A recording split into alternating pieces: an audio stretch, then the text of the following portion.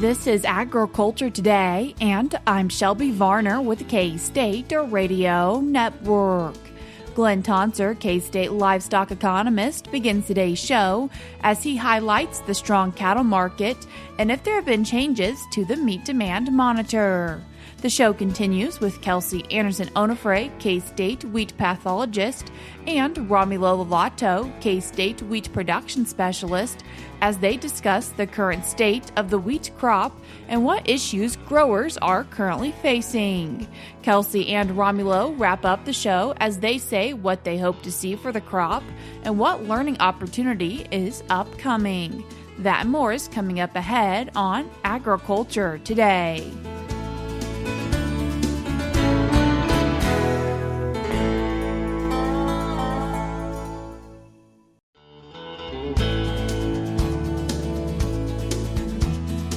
You're tuned in to Agriculture Today, and we start our Monday show with K-State livestock economist Glynn Tonsor. Glynn, thanks for joining us today. Oh, my pleasure, and good morning, Shelby. Glynn, as we're looking at this cattle market, what are we seeing for cash cattle? Yeah, this past week was, I would call it steady, would be the term I would use. AMS called the Fed cattle market at 256 through Friday. That's the 5 market average price. And then they were a little bit more bullish and up in their comments around feeder cattle. So the Kansas feeder cattle quotes by AMS, different locations throughout the week, were $5 and sometimes even $20 per hundredweight higher than the week before. 2 lots, I wrote it down. One lower weight lot, 542 pounds, came in at 518. And then a larger lot, 168 head, weighing 658, came at 459. Both of those would be up at least $10 from the week before. It's nice to see some positive support in the cash market. The equity markets have had an incredible run the last 4 or 6 weeks. And quite honestly, it's a little bit amazing to watch some of the recovery, given we still have quite a bit of macroeconomic and political uncertainty that hasn't really gone away, but yet the commodity and equity markets have been on a bit of a run, positive run. And what are we seeing for futures? Yeah, so CME contracts, June live cattle closed Friday at 253, up about $7 on the week. May feeder cattle closed at 371, up $11 on the week. So again, if you're kind of tracking me, is CME, the nearby contracts is what I was quoting there, were up fairly strong, week over week numbers I was given, and the cash market was more or less lockstep with it. Do you think we're going to continue to see a strong cattle market as we look ahead? Well, the headcount supply side remains, supportive of being high levels. Nothing has changed there. The consumer demand part has held up better than most of us would have expected. But hence was my comment about like the broader marketplace, right? Even outside of cattle for a moment, is pull up the S&P 500 and, those kinds of things, and other commodities. Many of them have been on a pretty positive run the last 4 or 6 weeks. So it feels like there's some extra strength that can't go on forever is what I'm kind of teeing up there. That's not saying I'm expecting a crash. Please don't overreact to that. But some pausing on these gains would probably be my best guess. And what are we seeing for box beef? So wholesale box beef, choice was $3.89, up about $2 week over week. And then select was down $1. So it was $3.87, very little change from the week before. We continue to have a fairly narrow choice select spread. Here, I'll do a verbal shout out. Neville Spear is one that writes. Most of our listeners, see and hear his stuff very often.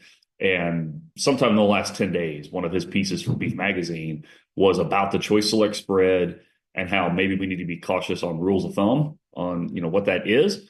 And I agree with him, is why I'm doing the verbal add on here, Shelby, is, as more and more product has become prime and upper choice, less has become select, the differential between choice select represents fewer set of the pounds in our system.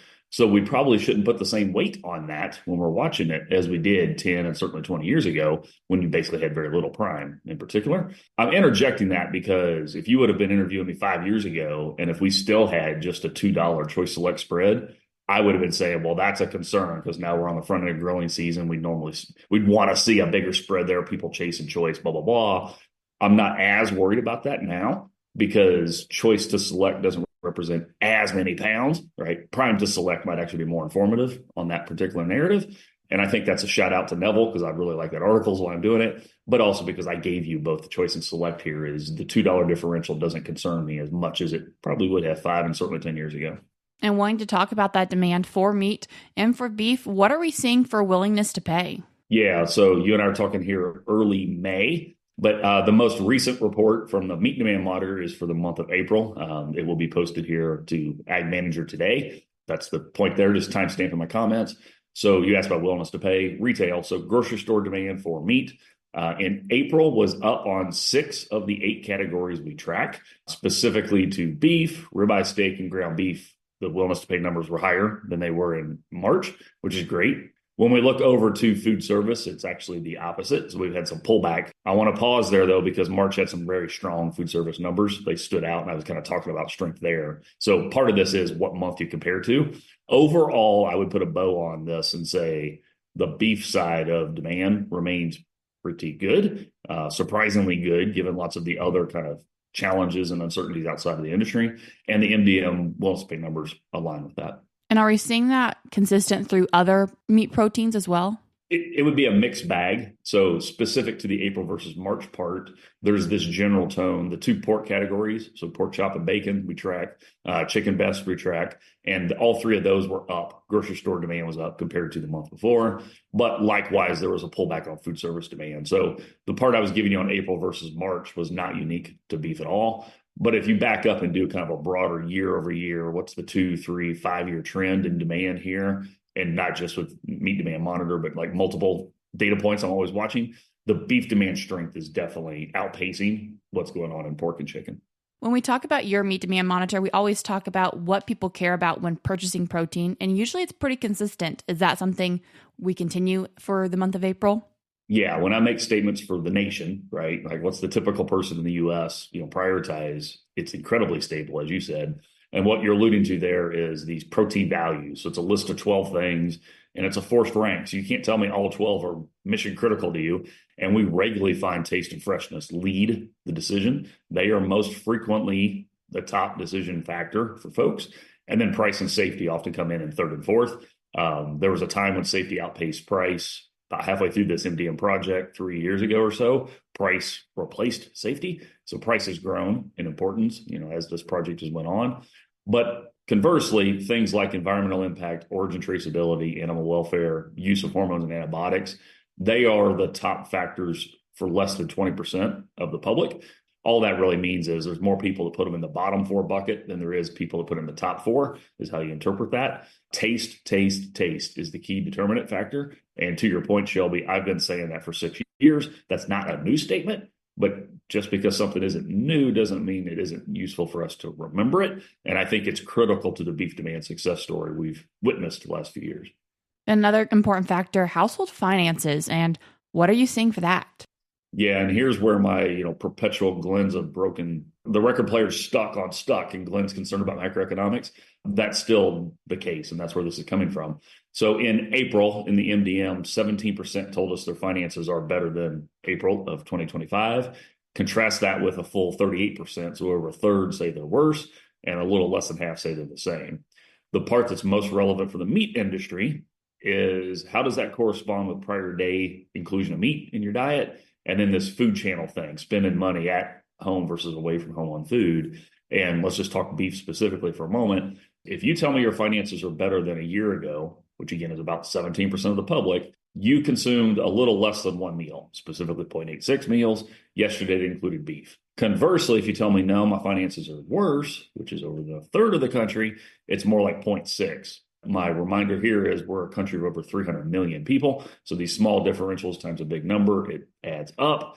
And what I just gave you for beef is not unique to beef. So we have a chart, and you and I are both looking at it now while we're talking, is, has pork, chicken, fish, seafood on it.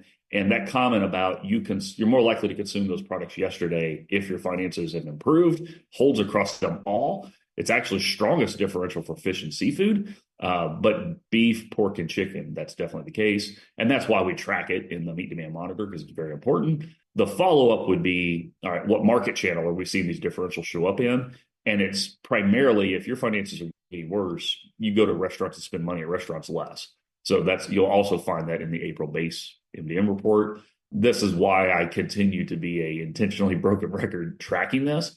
I've been pleasantly surprised at the aggregate macroeconomic situation. I made the comment earlier about the equity market strength, and several commodities are up strongly the last 6 weeks and so forth, sort of despite what I just gave you on the household finance pessimism, but we need to continue monitoring it. As we do look ahead, Glenn, what upcoming speaking event do you have on May 7th? Yeah, so later yet this week, there's an event actually just south of Manhattan. So thanks and shout out to Foot Cattle Company is hosting an event, Angus Beef, a beef quality assurance event. I'm not doing the DQA training. Dr. Thompson is, so you guys are safe if you're listening to that. And then I'm going to actually give a little bit more extended remarks on beef demand, clarify what it is, how good it's been, why it's important to the bottom line for cattle prices, and where we think it might be going. I'm sure will be the nature of the Q&A there. That's a shout out for those that haven't RSVP, that have an interest in that. Please look that up and do that. You are encouraged to RSVP before you show up. Former Coach Kleiman is actually on the agenda to be there as well. So I know I'm not the draw of that event, but I do look forward to talking to folks about beef demand. What about what's happening on May 18th? So I'm going to I'm scheduled, I should say, to be at a meeting in Las Cruces with LMIC. So your listeners here know we do this on a rotation. You have several economists around the country that are on here, and thanks to them for that. And I hope the listeners here value that rotations, different perspectives. But LMIC is part of that rotation, and K-State is one of the LMIC members. We're having our annual meeting actually in New Mexico, and most narrowly, and the reason I'm bringing it up here is we're slated to do a visit to Santa Teresa, which is one of the major ports where we, quote unquote, normal times would have a lot of feeder cattle coming in from Mexico to here for a deep dive on understanding what's going on there, the latest on the screw room situation and so forth. Myself and others that are regularly on this segment, obviously we're monitoring from our perspective as analysts on that, but I look forward to getting a in-person on the ground update to that. And it's very relevant to our listeners. Glenn, I appreciate you taking the time to join us today. My pleasure, and hope everybody has a blessed week. That was K-State livestock economist Glynn Tonsor. We're cutting to a short break now, but we'll be right back.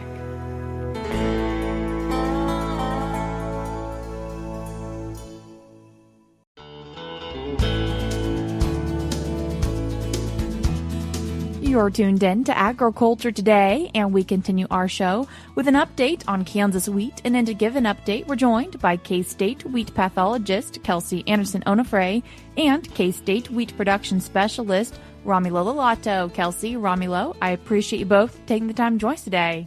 Thank you, Shelby. Happy to be here. Thanks, Shelby. Nice to be here with you and Romulo today. Romulo, as we're looking at wheat in Kansas, what are you seeing as the overall condition? Yeah, Shelby, I think for us to talk about the overall conditions of the crop, it's good to give a little retrospective, right, of what went on since the crop got planted out there in the fall, right? If we think back of the fall conditions, we were actually pretty happy with the crop. Planting happened kind of on time. Actually, there was some moisture that came about around planting time, so much that we were also thinking at the time that the planted area this year was slightly lower because towards the end of the window, conditions were fairly wet there and growers couldn't really finish in some parts. And so at that point in time in the fall, we're pretty happy with the conditions of the crop. Great stand establishment overall and decent moisture, right? But since then, it has been much more of a bumpy ride. If we look at how the winter played out, it seems like during the winter, temperatures were fairly mild to warm there a lot of times, and that kind of allowed the crop to continue growing. I remember still during the fall and early winter there that we were getting some reports of some pretty big wheat crop in the western portion of the state at times, and that big wheat crop kind of uses more moisture, right? So a couple of things here that happened during the winter, again, with those warm temperatures bouncing back and forth, right, was more crop growth and water use during a time of the year when that water is not productive, meaning that it's just going to grow vegetation there. And it's not really necessarily going to put any yield for the crop. And another thing that happens as well is that the crop was further ahead in terms of development, right? The stage of the crop kind of being further ahead than it usually is. And precipitation was below average as well. So with that, right, the crop using more water, being further ahead in development and less than normal precipitation, we started getting here early spring into much more drought stress conditions kind of throughout the crop, right? Mid-March, we had some very, very cold temperatures across the state, and that caught the crop in that, stem elongation phase, where we can actually see quite a bit of freeze damage, right? And so we, in a lot of the state, we're kind of losing some of those primary tillers because of that cold snap that we had in mid-March, coupled with a crop that is further ahead in development and thus more exposed to the freeze damage, more sensitive to to cold stress. Early April was pretty warm again, and the combination of warmth with drought, it really accelerated crop development. So we're probably talking about the crop being maybe 3 weeks ahead of schedule here. Some growers talking that they were going to start harvesting mid-May, like May 20th in western Sumner County. That's what I was hearing from growers, right? And so again, the crop really being far ahead in terms of development. And just there last week, around April 8th through April 22nd, really, we had another set of cold snaps there. In some parts of the state, we got up to 5-7 hours of temperatures below freezing, right? And with the crop, it is further ahead of schedule, meaning that the crop was already in many parts of the state going through flowering stage, which is very sensitive to that cold snap. So again, as I mentioned before, the spring has been much more of a bumpy ride because, again, the crop is ahead of schedule, drought stressed, and then we had a couple of very significant freeze events across the state that can actually lead to some potential yield loss there, whether it was from loss of those primary tillers in the first round, and now more recently here, with loss of florets and just, freeze damage really leading to some sterility in the spikes and reduction in grain yield. So a lot of challenges out there. We still have a crop that is ahead of schedule. These recent cool temperatures that we have had can maybe help it get a little bit back towards schedule. But again, the condition is very challenging right now. Adding insult to injury there, I think that we also had some hail damage that came across parts of the state. I was actually hearing some reports from Pratt that fields got kind of decimated there with some fairly large hail damage that happened. And so again, the conditions have been very challenging for this Kansas wheat crop during the 2026 growing season. Kelsey, as we're talking about this wheat crop's development and cold snap, any issues you're seeing for it when it comes to diseases? Yeah, thanks, Shelby. So as Romulo mentioned, right, the major stories have been drought and freeze damage through this and now hail damage, right, through the spring. So this wheat crop is in rough shape and of course ahead of schedule. I will point out, this is a time of year when we're watching pretty carefully for some of our major wheat diseases, right? So the one that we track pretty carefully are our rust diseases, right? So we have leaf rust and stripe rust that we watch closely as they make their way up from Texas every year. So the newest news is that leaf rust and stripe rust were reported last week in Sumner County, Kansas, right?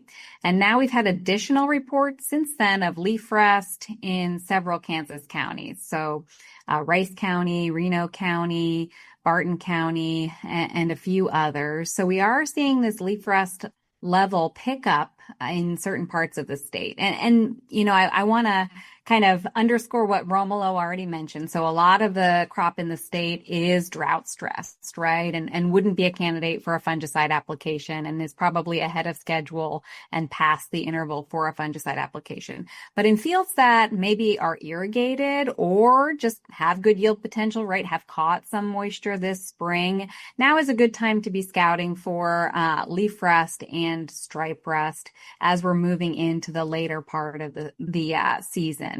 And I'd be particularly worried maybe about our northern tier of counties, right? If there's a crop that's irrigated with good yield potential, we want to watch this leaf rust pressure as it picks up later in the season.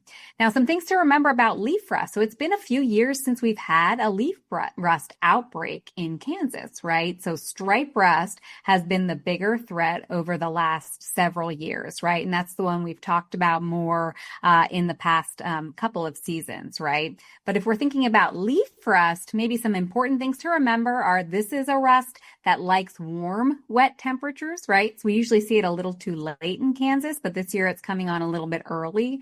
We have some pressure building from Texas and Oklahoma, right? So leaf rust, again, different than stripe rust. And our varieties behave differently for leaf and stripe rust, right? So this is the time of year when we should probably go back in and check our variety ratings and check what the resistance is to leaf rust, right? So for example, if a variety rates 4 or better for leaf rust, it's probably not a candidate for a fungicide application, right? So, KS Providence is a good example of a variety with pretty good resistance to leaf rust, but might be more susceptible to stripe rust. So again, we just need to double check our variety as we're going out and scouting for leaf rust in the coming few weeks. One good piece is that it is still coming on a little bit late. So it's going to be one of those years where it's really kind of a race against time to see if it can take off or not before we get into the last few weeks of the season. Any concerns when it comes to something like fusarium head blight right now? Yeah, you bet. So we're also watching fusarium head blight. We've had elevated risk in the southeast part of the state pretty consistently, right? So when we talk about elevated risk, that means we've had high relative humidity and, the kind of perfect temperatures for fusarium head blight to really take off, some precipitation. So in that southeast corner of the state, we've been watching that pretty carefully because those good weather conditions have really lined up with the flowering window in that part of the state. And that risk is extending into the south central part of the state and also up into the northeast. So it's going to be important to watch that scab risk as we move into the flowering period for those kind of more northern northeast tiers of county that do have wheat, and they also have a lot of corn, right? So we have a little bit higher scab risk in that part of the state. You can monitor risk at wheatscab.psu.edu. That's a website where you can actually go in, put in your date and forecast up to 6 days ahead and see your kind of relative risk in your specific county. Kelsey, what about wheat viruses in Kansas?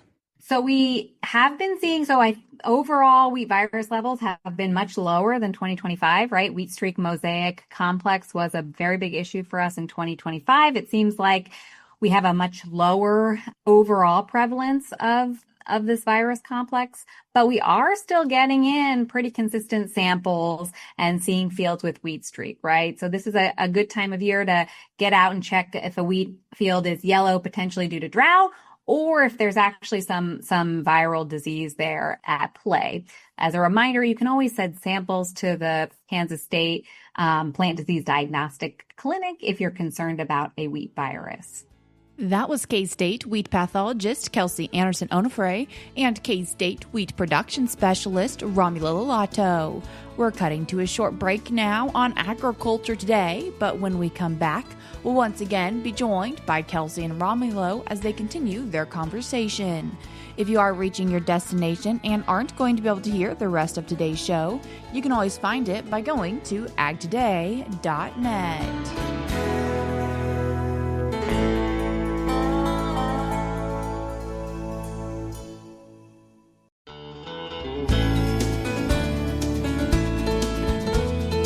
You're tuned back into Agriculture Today, and we wrap up our Friday show by continuing our conversation with K-State wheat pathologist Kelsey Andersen Onofre and K-State wheat production specialist Romulo Lollato as we chat about this year's wheat crop and what we see moving forward.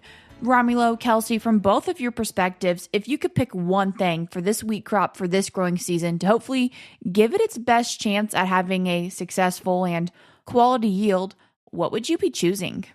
Well, if I would choose one thing that should happen from here moving forward to ensure that we still have an okay wheat crop, it will definitely be some moisture, right? I think that in this point in time, cool and moist conditions, let me put it this way, right? Because at this point in time, the crop is going to start going through the grain filling period.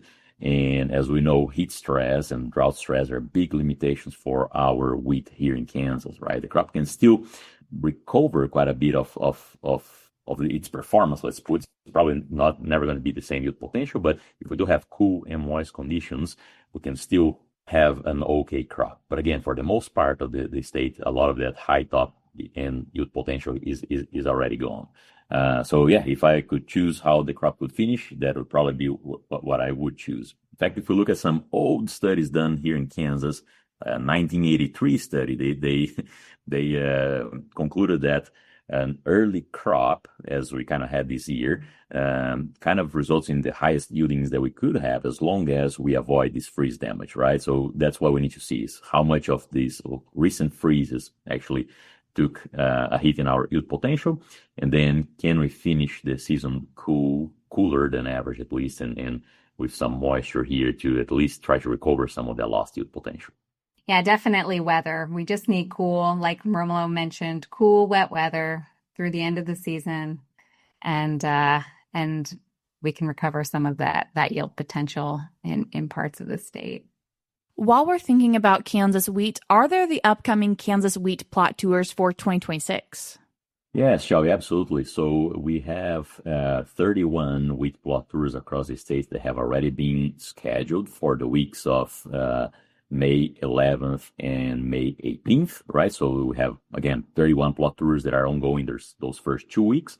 Then we're still in the process of scheduling a few final ones. We usually have 45 or 50 plot tours across the state, right? So probably we're still in the process of scheduling some of the final ones for the season, but the first 2 weeks, again, May 11th and May 18th are pretty well set, where we'll be primarily South Central to Southwest Kansas, and then going into Central, North Central Kansas in those first 2 weeks of wheat plot tours across the state. Kelsey, if people are going to find out more information about these plot tours, how can they do that? Yeah, so these have been published in the K-State Agronomy eUpdate newsletter. So if you haven't subscribed to that, that's a great place to go. You can also find it online. And you can also reach out to your local county extension office to find out more information about the plot tour happening near you. So we hope to see you out there. Kelsey, Romulo, I appreciate you both taking the time to join us today. Oh, thanks for having us, Shelby. Thank you, Shelby. That was Kansas State University wheat pathologist Kelsey Andersen Onofre and Kansas State University wheat production specialist Romulo Lollato as they discussed this year's growing season for wheat. Kelsey mentioned a few different resources in today's show, which I will reiterate here, but then also be linking in today's show notes on agtoday.net. The first one is the Fusarium Risk Tool, which you can find by going to www.wheatscab.psu.edu.